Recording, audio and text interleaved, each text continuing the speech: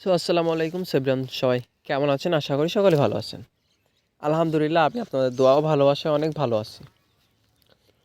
ও আপনাদের বলেন যে একটা কালো কালো নাকি কুলের গায়ে দাগ আসে, ফোঁটা ফোঁটা একটা দাগ আসে।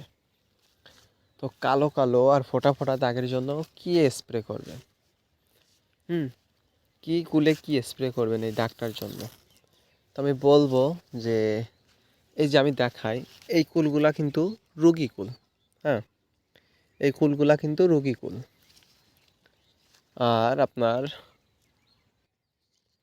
এই যে কুলগুলায় সমস্যা, হ্যাঁ, এই যে জিরি জিরি জিরি জিরি দাগ, এই কুলগুলা কিন্তু কোনো রোগী কুল না। হ্যাঁ, এইগুলাই সবই মশার দাগ, আপনার ক্ষেতের মশার দাগ। তো আশা করি সকলে বুঝতে পারতেছেন যে এই কুলগুলার দাগ কিন্তু কিসের জন্য হয়। এটার জন্য আপনারা স্প্রেও করতে পারেন, নাও করতে পারেন, সেটা আপনার ইচ্ছা। যদিও বা এই কুলগুলা দাগি হইলে এগুলো আর চলে না বা নষ্ট হয়ে যায়। এটি আপনার বলার ছিল।